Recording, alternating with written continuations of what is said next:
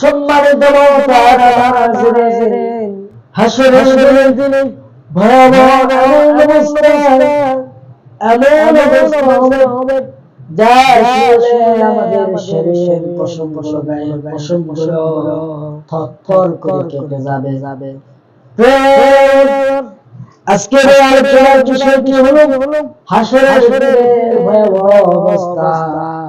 আপনাদের সামনে এই হাদিসটা আমি পেশ করতেছি। হাসরের দিনে কি অবস্থা হবে? কাফেরদেরকে খুব মুখের উপর ভর করে আঘাত হবে। মনে হয় আমি হাদিস বানাইতেছি, আপনাদের কি মনে হচ্ছে আমি হাদিস বানাইতেছি? আনাস মালিক রাদিয়াল্লাহু তাআলা আনহু বর্ণিত করেছেন, রাসূল সাল্লাল্লাহু আলাইহি ওয়াসাল্লাম বলেন, হাসরের ময়দানে কাফেরদেরকে মুখের উপর ভর করিয়া তাদেরকে উপস্থিত করা হবে। তখন এক ব্যক্তি রাসূল সাল্লাল্লাহু আলাইহি ওয়াসাল্লামকে বললেন, ইয়া আল্লাহর রাসূল সাল্লাল্লাহু আলাইহি ওয়াসাল্লাম, হাসরের ময়দানে মুখের উপর ভর করিয়া কিভাবে থাকবে?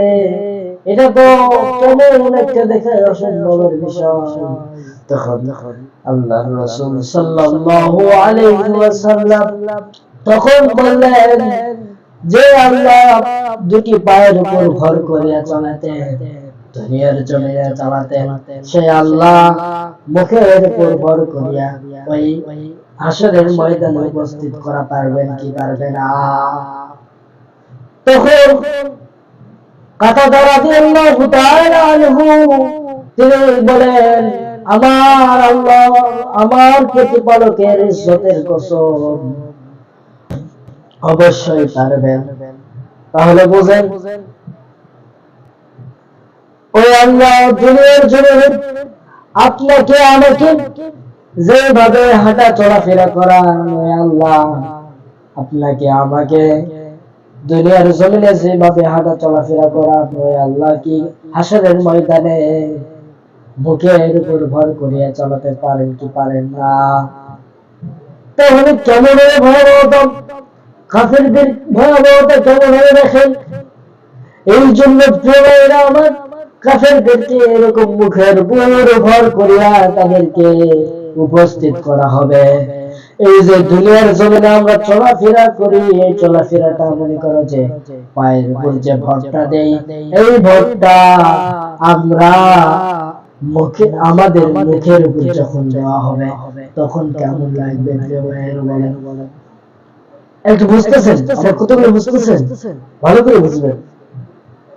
হাসরের ময়দানে কাফেরদেরকে এমন ভাবে রাখা হবে যে এইরকম পায়ের উপর যে ভরটা দেওয়া হয়, আমরা পায়ের উপর ভরটা দিয়ে জমিনের উপর চলাফেরা করি, ওই রকম চলাফেরা করার যে ভরটা পায় পা, ওই ভরটা মুখের উপর যখন দেওয়া হবে তখন কেমন হবে?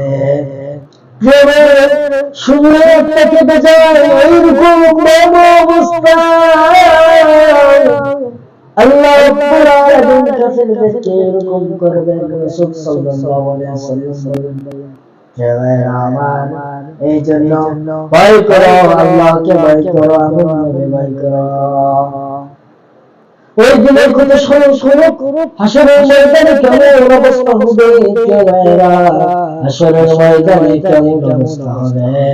এই জন্য আপনি আমি দুনিয়াতে চলাফেরা করে পায়ের উপরে যে ভরটা দেয়, এই হাদিস দ্বারা বোঝা যাচ্ছে যে আপনি আমি দুনিয়ার জমিনে যেভাবে চলাফেরা করি, যেরকম পায়ের ভরটা দেয়, ওই রকম ভরটা হাসরের ময়দানে আল্লাহ পাক রব্বুল আলামিন মাথা বড় মুখের, এই মুখের উপর ভরটা পড়বে, কেমন অবস্থা হবে দেখেন।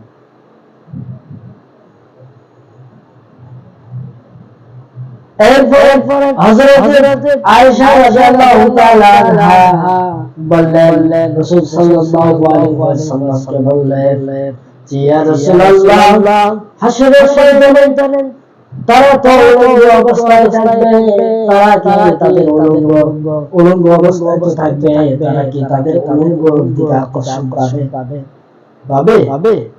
এটা রাসূল সাল্লাল্লাহু আলাইহি ওয়াসাল্লামকে জিজ্ঞেস করতেছেন। রাসূল সাল্লাল্লাহু আলাইহি ওয়াসাল্লাম বললেন হাসরের ময়দানে সে তার নিজের চিন্তায় চিন্তিত হয়ে থাকবে, ওই যে হাসরের ময়দানে ভয়াবহ ওই ভয়াবহতা দেখে সে মানে তার অবস্থা খারাপ হয়ে যাবে, চিন্তিত থেকে যাবে। আর কি আকর্ষণ পাবে মানে আয়েশা রাদিয়াল্লাহু আনহা রাসূল সাল্লাল্লাহু আলাইহি ওয়াসাল্লামকে বলেছেন যে ইয়া রাসূলুল্লাহ সাল্লাল্লাহু আলাইহি ওয়াসাল্লাম যে হাসরের ময়দানে উলঙ্গ অবস্থায় তোলা হবে তাদেরকে, তো তারা তাদের উলঙ্গ অবস্থায় থাকবে, তাদের উলঙ্গটা কি দেখবে আকর্ষণ পাবে? তখন বলতেছেন না এরকম তারা আকর্ষণ পাবে না। তারা নিজের চিন্তিত থাকবে, সব সময় চিন্তা করবে কি অবস্থা, এই চিন্তিত থাকবে। তারা তাদের যে চিন্তা আকর্ষণ পাবে, কিন্তু চিন্তা দেখে আকর্ষণ পাবে না। আজকে হাসরের দিনের অবস্থা আপনাদেরকে যতটুকু জানালাম, আলহামদুলিল্লাহ আল্লাহ তাআলা সহজভাবে বোঝার তৌফিক দান করুন। আল্লাহুম্মা আমিন।